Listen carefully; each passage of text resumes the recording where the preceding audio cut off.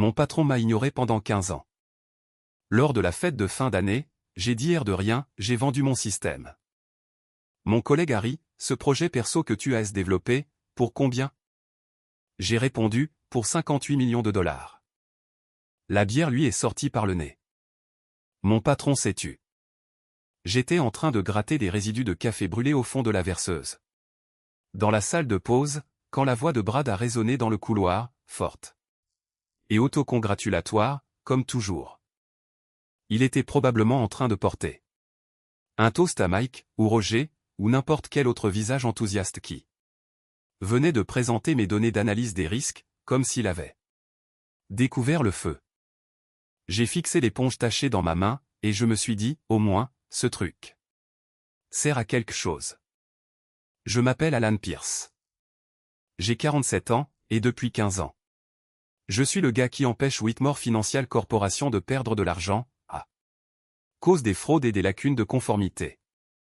Pas le gars qui en tire le crédit, notez bien, juste le gars qui fait le travail. 15 ans. J'ai passé 15 ans assis, à 4 portes du bureau d'angle.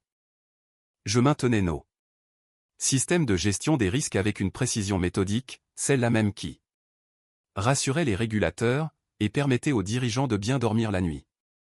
Je n'étais pas clinquant. Je n'étais pas politicien. Je ne faisais pas de courbettes au happy hours, et je ne me portais pas volontaire pour ces ridicules séminaires de team building, où des hommes adultes se lancent des ballons en mousse, en parlant de synergie, mais j'obtenais des résultats. J'ai réparé des algorithmes de détection de fraude défaillants. J'ai conçu des systèmes de rapports personnalisés, qui fonctionnaient réellement.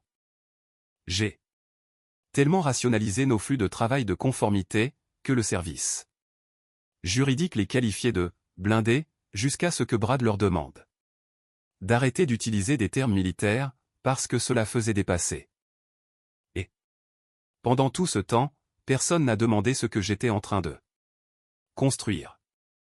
Après les heures de bureau, je me rappelle le moment où les choses ont basculé. Ce fut subtil, au début, un hochement de tête par-ci, un regard par-là. Il me souriait quand j'entrais en réunion, mais d'une manière ou d'une autre, les conversations importantes avaient déjà eu lieu. Je suis devenu le gars qu'on voit, mais qu'on ne remarque pas vraiment. Une ombre avec des privilèges d'administrateur. Brad Hoffman, mon patron, était toujours suffisamment poli. Fraîchement diplômé d'un MBA de Wharton, âgé de 33 ans, il était convaincu que tout ce qui avait précédé son arrivée relevait de la préhistoire. Il me qualifiait de « fiable ». Quand notre système de détection de la fraude plantait, ou quand quelqu'un oubliait de mettre à jour nos paramètres de risque, nous faisant frôler l'amende sur un signalement de blanchiment d'argent. J'intervenais, je réglais le problème en 30 minutes, et j'obtenais un hochement de tête. Pas une augmentation, pas une reconnaissance, juste un hochement de tête. Et d'une manière ou d'une autre, cela devait me suffire. Je suis resté, parce que je croyais, probablement de manière stupide, que l'expérience comptait. Que 15 ans à éviter des catastrophes financières représenterait quelque chose. Alerte. Divulgachage, ce ne fut pas le cas. Pas ici. Le bureau était beige d'un point de vue corporate, de toutes les manières possibles. Des murs beiges, des réunions beiges, des gens beiges, qui se félicitaient les uns les autres pour avoir mis en œuvre les idées de quelqu'un d'autre, avec 6 mois de retard. Vous voyez le genre. Des gens qui obtiennent des promotions pour avoir suggéré un nouveau modèle de tableau de bord, ou proposé un canal Slack pour les rappels d'anniversaire. Pendant ce temps, j'écrivais des protocoles d'évaluation des risques à minuit, parce que notre système de détection de fraude n'avait pas été correctement mis à jour depuis la crise de 2008. Je me souviens d'avoir, une seule fois, proposé une idée lors d'une réunion d'équipe, une application légère sur laquelle j'avais commencé à travailler chez moi, un outil capable d'identifier les schémas de transactions suspectes avant qu'ils n'atteignent nos systèmes principaux.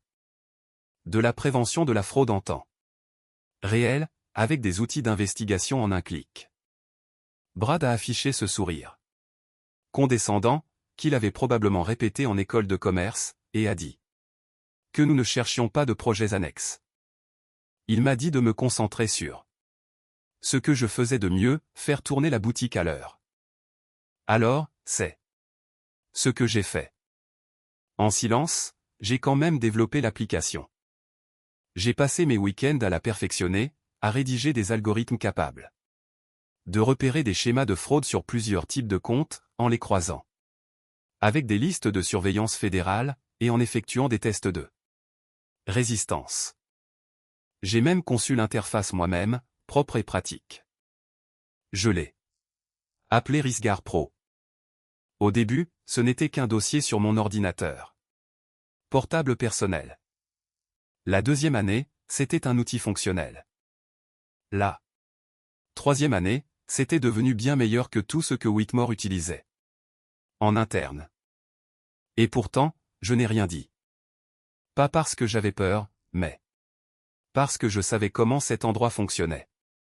Si je leur en faisais la démonstration, soit ils l'écarteraient, soit, pire encore, ils s'en empareraient, et réécriraient l'histoire. Ainsi, Mike de la conformité deviendrait soudainement le visionnaire, et moi, je ne serais que le gars qui a aidé pour les détails techniques. J'ai donc gardé cela hors de leur réseau. J'ai documenté chaque phase de développement, stocké l'ensemble sur des services cloud externes, rédigé des journaux de version détaillée, et constitué un dossier documentaire à faire sourire n'importe quel avocat en propriété intellectuelle. J'étais discret, mais je n'étais pas stupide. Il y a quelque chose de surréaliste à être invisible dans son propre lieu de travail. Regarder les autres s'attribuer le mérite de problèmes qu'on a résolus. Assister à des réunions où quelqu'un suggère ce qu'on a mis en place 6 mois plus tôt, comme si c'était une pensée révolutionnaire. Mais voilà le truc, quand on est ignoré depuis trop longtemps, soit on disparaît complètement, soit on apprend à opérer de manière indépendante. J'ai choisi l'indépendance. Au moment où la fête de fin d'année a approché, les pièces étaient déjà en place. Je n'avais simplement pas encore abattu mes cartes. Brad a convoqué une réunion générale, et s'est tenu là, comme s'il s'apprêtait à annoncer le remède contre la criminalité financière. Chemise repassée, sourire conquérant, tasse de café ornée d'une citation motivante, probablement choisie par son assistante. Nous doublons la mise sur le développement interne, a-t-il déclaré, comme un général s'adressant à ses troupes. Plus de distractions extérieures, plus de projets personnels. Tout doit passer par les canaux officiels, à partir d'aujourd'hui. J'ai jeté un coup d'œil autour de la salle de conférence. Quelques personnes ont hoché la tête machinalement. Quelqu'un a même applaudi. Moi, je suis resté assis, sentant mon estomac se nouer. 18 mois. C'est le temps que j'avais passé à perfectionner RiskGuard Pro. Des nuits, des week-ends, après avoir corrigé les calendriers de projets bancals de Brad, et reconstruit des modèles de risque auxquels personne d'autre ne voulait toucher. Mon application n'était pas une distraction. C'était une police d'assurance, une police que j'avais construite de mes propres mains, pendant qu'il se querellait au sujet du mobilier de bureau, et des budgets de team building. Alors, j'ai levé la main, calme et posé. J'ai justement développé quelque chose dans ce domaine. Un outil de prévention de la fraude, avec analysant temps réel, et une architecture évolutive. Je pourrais en faire la démonstration. Brad n'a même pas marqué de pause. Ne réinventons pas la roue, Alan, a-t-il dit, en affichant ce sourire répété qu'il utilisait pour écarter les idées. Je suis sûr que c'est intéressant, mais la sécurité au niveau de l'entreprise n'est pas quelque chose qu'on développe dans son garage. Il n'a jamais demandé quel langage de programmation j'avais utilisé. Il n'a jamais demandé quel schéma de fraude l'outil détectait. Il n'a jamais demandé à quelle norme de conformité il répondait. Il n'a même pas regardé. Après la réunion, Je suis resté assis dans le parking souterrain pendant 20 minutes, à fixer mon volant. Vous connaissez ce moment où vous réalisez que quelqu'un s'est tellement habitué à vous ignorer, qu'il en est devenu aveugle? Pas seulement à votre travail, mais à l'ensemble de vos capacités. J'avais dépassé la frustration, j'avais dépassé la colère. C'était devenu clinique. Comme regarder quelqu'un choisir systématiquement la mauvaise réponse, alors qu'il a toutes les informations nécessaires sous les yeux pour choisir la bonne. Puis, 3 jours plus tard, un cadeau déguisé en erreur administrative est arrivé dans ma boîte de réception. Le service juridique m'avait mis en copie par erreur d'un fil de discussion interne concernant les projets personnels, et la propriété intellectuelle. L'objet disait « Revue de la gestion de l'application Pierce ». Le message était bref, direction à revue. Non aligné avec les priorités actuelles. Pas de dépôt de pays demandé. À traiter comme un projet de loisir personnel. J'ai fixé cet email pendant 1 minute entière. Pas de dépôt de pays demandé. À traiter comme un projet de loisir personnel. Traduction, j'étais juridiquement tiré d'affaire. Ils avaient formellement décliné tout intérêt. Et désormais, si je me tirais avec mon application, ils ne pourraient pas toucher à une seule ligne de code. J'ai tranquillement enregistré cet email dans un dossier intitulé Documentation, et j'ai commencé à passer des coups de fil. Le cabinet s'appelait Sentinelle Risque Solutions. Des bureaux professionnels, pas d'affiches avec des mots-clés d'entreprise, et personne n'a essayé de m'expliquer pourquoi leur espace de travail ouvert allait révolutionner ma créativité. Juste 3 associés, et un conseiller juridique qui ont posé les bonnes questions. Le genre de questions qui vous prouvaient qu'il avait réellement lu les directives de prévention de la criminalité financière, avant de décider de monter une entreprise autour. Ils m'ont plu immédiatement. J'avais répété ma présentation pendant des semaines, mais une fois assis, tout a coulé de source. J'ai lancé RiskGuard Pro sur mon ordinateur, j'ai fait une démonstration en direct avec des données de transactions anonymisées, et en moins de 6 secondes, le système a signalé 4 schémas potentiels de blanchiment d'argent, tout en cartographiant des activités suspectes sur 3 types de comptes différents. 2 clics, des résultats immédiats, des rapports visuels clairs. Ils n'ont pas seulement hoché la tête poliment, ils se sont penchés en avant.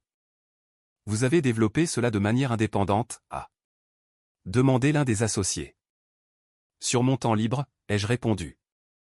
Puis, j'ai sorti mon dossier de documentation. Des journaux de développement horodatés. Des reçus de services cloud à mon nom.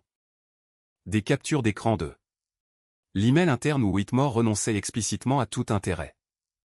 Ils ont refusé de l'examiner, ai-je expliqué. C'est à moi. Il y a eu un long silence. Puis est venue la question que j'attendais. Que faudrait-il pour que nous prenions une licence? Je n'ai pas donné de chiffres immédiatement. J'avais fait mes recherches. Des outils de prévention de la fraude similaires se négociaient entre 15 et 25 millions sous forme de licences, selon leur capacité et leur portefeuille de clients. Mais je ne voulais pas simplement le vendre.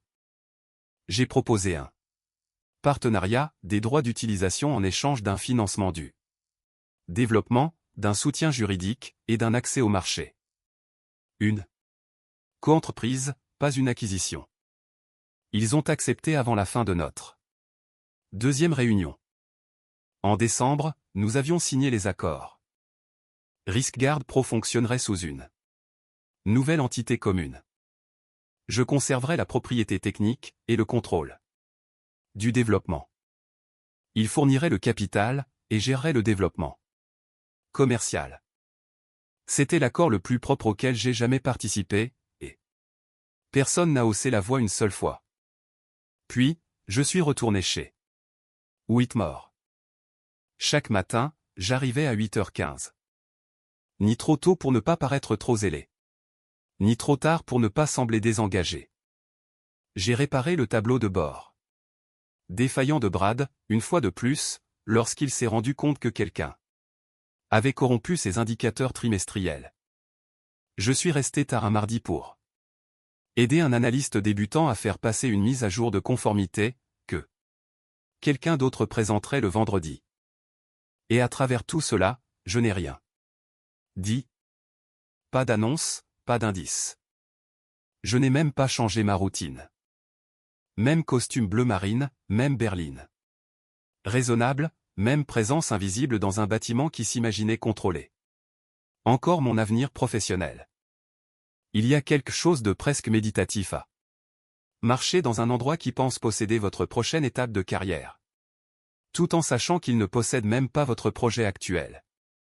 Chaque fois que Brad faisait des plaisanteries sur le fait de garder l'innovation en interne, je me contentais de hocher la tête. Chaque fois que quelqu'un parlait de l'importance d'avoir l'esprit d'équipe, j'étais entièrement d'accord. Laissez-les croire ce qu'ils avaient besoin de croire. À ce moment-là, notre équipe de développement migrait déjà mon code vers des serveurs d'entreprise. Les demandes de brevets étaient déposées et en attente. Les premiers contrats clients se négociaient par l'intermédiaire de partenaires à Chicago et Denver. Nous avons même décroché un programme pilote avec un cabinet de gestion des risques que j'avais contacté un an plus tôt, alors que Whitmore n'avait jamais répondu à leur demande de conseil en prévention de la fraude. Mon monde s'est scindé nettement en deux, le passé et l'avenir. L'un détenait mon badge d'employé. L'autre détenait mon nom sur des documents juridiques, et je n'étais nullement pressé. Laissez-les dormir.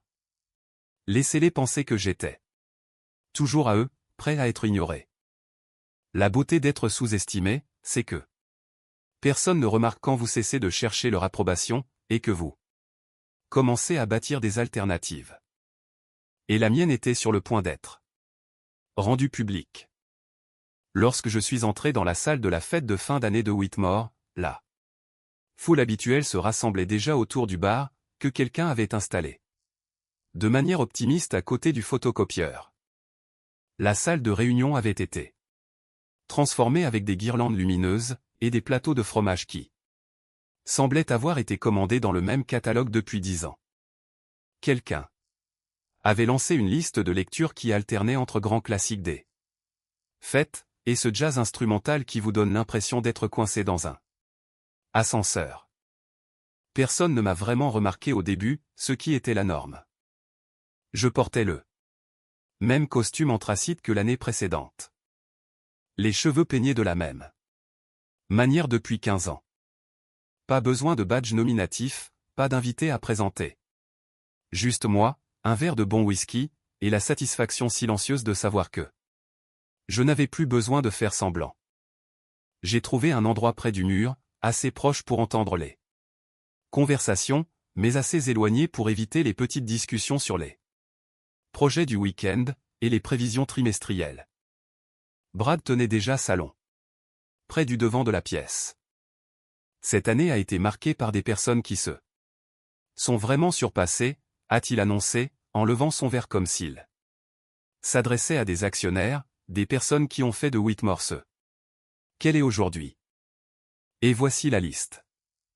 Mike de la conformité, qui avait mis en œuvre avec succès un système de rapport que j'avais conçu 6 mois plus tôt. Roger des opérations, qui avait découvert la valeur des alertes automatisées, après que j'ai passé 3 semaines à reconstruire nos protocoles de notification. Des applaudissements polis, des sourires forcés. Quelqu'un a même sifflé. Mon nom n'est pas venu sur le tapis. Non pas que je m'y attendais, mais il y avait quelque chose d'incroyablement cocasse à regarder un florilège de mon propre travail être attribué à d'autres personnes. Je me suis tourné vers le bar, et j'ai commandé un autre whisky.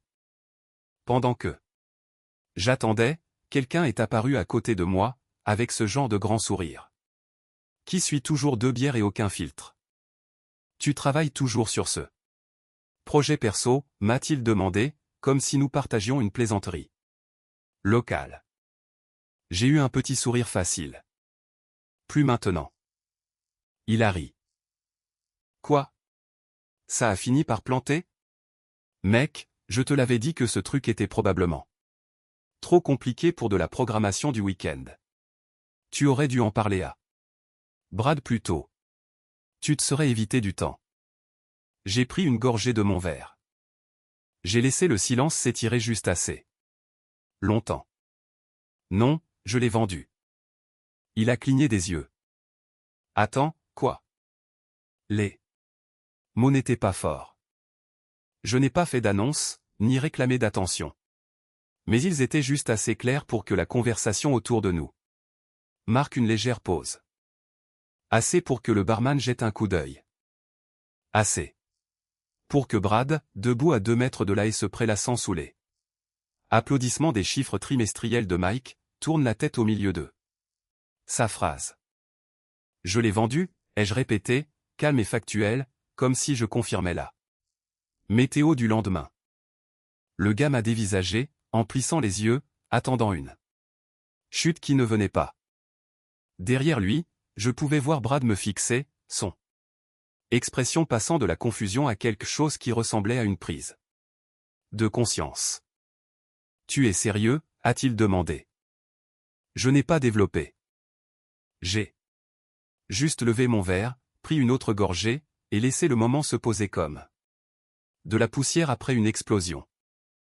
Il m'a fixé pendant plusieurs secondes, son cerveau essayant clairement de traiter une information qui ne collait pas avec ses hypothèses. Tu l'as vraiment vendu? Ce truc sur lequel tu travaillais toujours? Brad s'était arrêté de parler complètement. L'énergie dans la pièce basculait. Les conversations s'éteignaient à mesure que les gens sentaient que quelque chose se passait, sans trop comprendre quoi. Combien?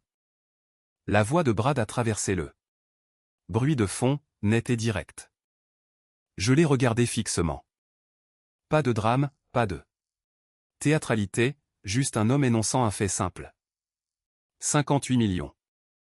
On pouvait le sentir impacter la pièce comme un choc physique. Pas seulement du silence, mais ce genre particulier de calme qui survient lorsque le cerveau de tout le monde s'arrête de fonctionner pendant un instant.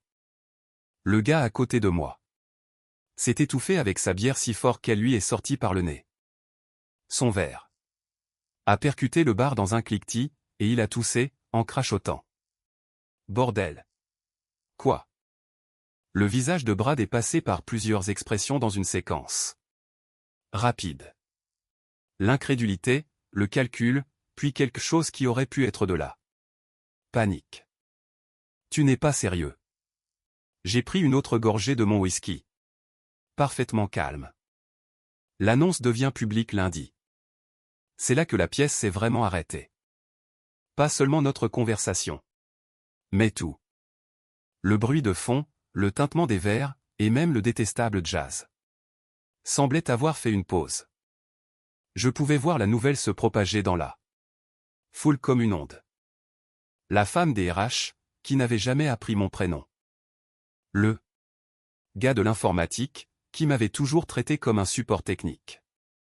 Les jeunes analystes, qui n'avaient bizarrement jamais remarqué que je résolvais leurs problèmes depuis 15 ans. Quelqu'un du service juridique s'était interrompu au milieu d'une phrase, à l'autre bout de la pièce. J'ai vu leur conversation s'effondrer jusqu'au néant. À mesure que les mots, 58 millions, atteignaient leur table. Une femme de la comptabilité, qui avait à peine reconnu mon existence jusque-là, sortait déjà son téléphone, vérifiant probablement les sites d'actualité financière à la recherche de communiqués de presse pas encore publiés. Je n'ai pas bougé, je n'ai pas fait un geste, j'ai juste laissé la vérité s'installer là où se trouvait toute leur certitude. J'avais passé 15 ans à régler leurs problèmes, à améliorer leur système, à faire en sorte que tous les autres aient l'air compétents, tout en restant invisibles. Plus maintenant. J'ai posé mon verre délicatement. Sans cérémonie, sans discours, juste le poids de la réalité remplaçant des années passées à être ignorées. RiskGuard Pro, ai-je dit doucement, répondant à la question que personne n'avait encore posée. Un système de prévention de la fraude. Sentinel Risk. Solution voulait les droits de licence exclusifs. La bouche de Brad s'ouvrait. Et se fermait, comme s'il essayait de parler sous l'eau. Je n'avais pas besoin d'applaudissements. Ils étaient déjà sans voix. Le lundi matin, l'atmosphère du bureau avait changé.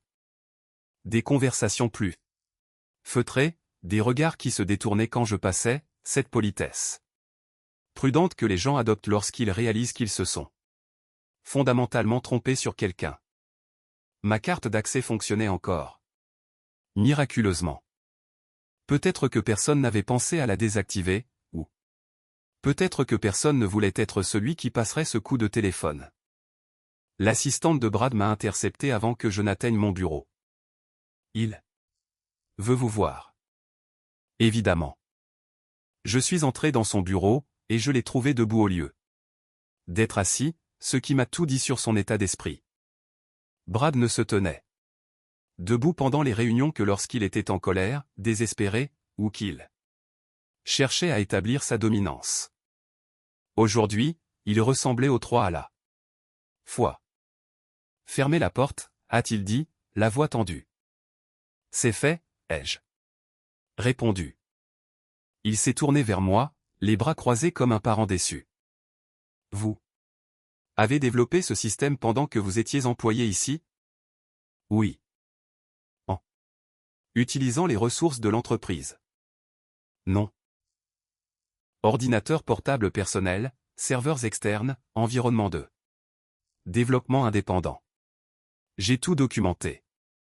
Nous devrons vérifier qu'il n'y a pas de conflit de propriété intellectuelle. Je n'ai pas dit un mot. J'ai simplement sorti le dossier que je transportais depuis des mois. Épais, organisé, et classé comme des preuves dans une procédure judiciaire. Je l'ai posé sur son bureau, et je l'ai fait glisser vers lui, posé et sans hâte. Il l'a ouvert. Première page, les journaux de développement horodatés, montrant 18 mois de travail, tous effectués hors site, hors réseau, sur du matériel personnel. Ensuite, les factures de services cloud libellées à mon nom, les confirmations de paiement, les contrats de location de serveurs. Puis, des captures d'écran de mails internes, y compris le fil juridique où ils avaient explicitement décliné tout intérêt. Direction à revue, non alignée avec les priorités actuelles. Pas de dépôt de pays demandé. Les yeux de Brad balayaient les pages, sa mâchoire s'est crispée, à mesure qu'il réalisait à quel point j'avais anticipé cette conversation. Pourquoi ne nous avez-vous pas apporté cela, a-t-il finalement demandé. Vous n'avez jamais demandé. Il a refermé le dossier, mais ne l'a pas repoussé. Il l'a juste laissé là, comme la preuve de sa propre aveuglement. Vous comprenez l'image que cela donne, a-t-il dit doucement. Je comprends. Exactement l'image que cela donne. Pour la première fois depuis que je le connaissais, Brad ne semblait ni confiant, ni condescendant. Il semblait petit. Comptez-vous rester? J'ai réfléchi à la question un instant. J'étudie mes options. Il a attrapé sa tasse de café, comme si elle pouvait le sauver de la noyade dans sa propre erreur d'appréciation. Je me suis levé lentement, j'ai ajusté ma veste, et je me suis dirigé vers la porte. Juste avant d'ouvrir, j'ai dit la seule chose qui importait, vous n'avez pas perdu un système, Brad. Vous avez perdu quelqu'un qui aurait pu vous en construire 10 autres. Puis je suis sorti, le laissant seul avec la preuve qu'il n'avait jamais compris ce qui se trouvait à 4 portes de son bureau, au fond du couloir. Le coup de téléphone est arrivé le mercredi après-midi. J'étais chez moi, en train de lire l'article du Wall Street Journal sur l'acquisition de la technologie révolutionnaire de prévention de la fraude par Sentinel Risk. Solution, quand mon téléphone a sonné. Ici Patricia Coleman du service juridique de Whitmore, a dit la voix, trop enjouée et trop prévenante. Nous demandions s'il y avait une possibilité de discuter d'accords de licence pour l'utilisation interne de votre système. J'ai failli sourire. Il y a 3 jours, c'était un projet de loisir qui ne pouvait pas passer à l'échelle Maintenant, c'était une opportunité de licence. Je serais ouvert à une discussion, ai-je dit. Formidable. Je vais demander à notre équipe de préparer des conditions préliminaires. J'ai déjà les miennes, ai-je répondu, avant de donner mon prix. Pas extravagant, pas vindicatif, juste le prix du marché pour des systèmes d'entreprise de prévention. De la fraude, plus des honoraires de conseil, plus un petit supplément pour les 15 années qu'ils avaient passées sans me demander de quoi j'étais capable. Il y a eu une longue pause. C'est nettement plus élevé que ce que nous avions anticipé. Vous voudrez en parler à Brad, ai-je dit. Vous avez 2 semaines. J'ai raccroché avant qu'elle ne puisse négocier, parce que nous savions tous les deux ce qui allait suivre, des réunions, des justifications. Des explications aux dirigeants sur la façon dont ils avaient manqué une opportunité à 58 millions de dollars, développée à 4 portes du bureau d'angle. Cet après-midi-là, j'ai rencontré une recruteuse du Highland Financial Group. Une entreprise que Brad avait un jour qualifiée de « démodée et frileuse », ce qui était le code de l'entreprise pour dire « plus prospère et plus stable que nous ». La recruteuse a été directe. Nous avons suivi votre projet. Sentinelle. Risk a fait une excellente opération, mais c'est vous que nous voulons. Poste 2. Directeur de la gestion des risques, Chief Risk Officer, avec une pleine autonomie, et votre propre équipe de développement. Construisez tout ce dont l'industrie a besoin, selon vous. Elle a marqué une pause, puis a souri. De plus, nous passerons un contrat séparé avec vous pour RiskGuard Pro. Un accord distinct. Nous ne toucherons pas à votre propriété intellectuelle. Ils avaient fait leur devoir. Cela seul les plaçait à des kilomètres devant Whitmore. Je lui ai dit que j'allais y réfléchir, et je le pensais. Pas parce que je fuyais, mais parce que pour la première fois en 15 ans, j'avais de vrais choix, appuyés par un vrai levier. Ce soir-là, je me suis assis dans mon bureau, chez moi, j'ai ouvert mon ordinateur portable personnel, et j'ai regardé le tableau de bord de RiskGuard Pro que j'avais conçu 2 ans plus tôt. Des milliers de transactions traitées. 0 faux positif, une visualisation claire des données, tout fonctionnait exactement comme prévu. Désormais, quand il voulait quelque chose, il pouvait demander. Mais je n'étais pas obligé de dire oui. C'était le premier lundi de février quand j'ai enfin vidé mon bureau. Pas parce que je le devais, mais parce que j'avais pris ma décision. Highland Financial m'offrait tout ce que Whitmore n'avait jamais pensé à m'offrir, du respect, des ressources, et de la reconnaissance pour ce que je pouvais réellement accomplir. Mon badge fonctionnait encore lorsque je l'ai passé pour entrer, mais l'atmosphère à l'étage semblait différente. Des conversations plus calmes, des regards prudents, cette politesse particulière que les gens utilisent envers quelqu'un qu'ils ont fondamentalement sous-estimé. J'ai croisé quelques collègues dans le couloir. Roger m'a fait un signe de tête. Plus respectueux qu'il ne l'avait fait depuis des années. Mike s'est même arrêté pour me serrer la main. Félicitations pour tout, a-t-il dit, un travail vraiment impressionnant. Le bureau de Brad était vide. Sa chaise était reculée, comme s'il était parti en hâte. Quelques papiers étaient éparpillés sur son bureau, notamment ce qui ressemblait à une impression du communiqué de presse de Sentinel Risk Solutions. J'ai rassemblé mes affaires personnelles, une tasse à café d'une conférence bancaire, une petite plante de bureau qui avait miraculeusement survécu à la lumière fluorescente et à l'abandon, ainsi qu'une clé USB étiquetée protocole de sauvegarde, qui avait probablement sauvé leur note de conformité plus de fois que quiconque ne le réalisait. Alors que je faisais mes cartons, Patricia Coleman est apparue sur le pas de ma porte, un dossier à la main. J'ai rassemblé vos documents de transition, a-t-elle dit, en m'offrant un sourire professionnel. Tout a été traité. Merci. Elle a hésité. Nous avons entendu parler de l'opportunité chez Highland Financial. C'est un rôle Important. J'ai hoché la tête. Ça l'est. Si jamais vous vouliez faire du conseil pour nous à nouveau, vous savez, pour nous aider à gérer la transition. Je l'ai regardé pendant un moment. Ses intentions étaient bonnes, mais elle pensait encore petit. Elle pensait encore comme quelqu'un qui croyait que j'avais eu de la chance, plutôt que comme quelqu'un qui avait bâti des solutions. Pendant qu'ils se disputaient sur des organigrammes. Cela dépend du projet. Ai-je dit, ce qui était poli, mais sans engagement. Elle a eu un sourire nerveux. C'est de bonne guerre. Il y a eu une pause, le genre de silence qui reconnaissait que nous savions tous les deux que cette conversation tournait réellement autour des 58 millions de dollars assis sur des comptes qu'ils ne verraient jamais. J'ai pris mon carton, et je me suis dirigé vers l'ascenseur. Au moment où les portes se refermaient, j'ai aperçu une dernière fois cet étage où j'avais passé 15 ans à être fiable, dépendant, et invisible.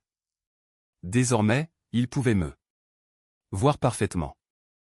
Mais je n'étais plus là. Le communiqué de presse est sorti à 15h47.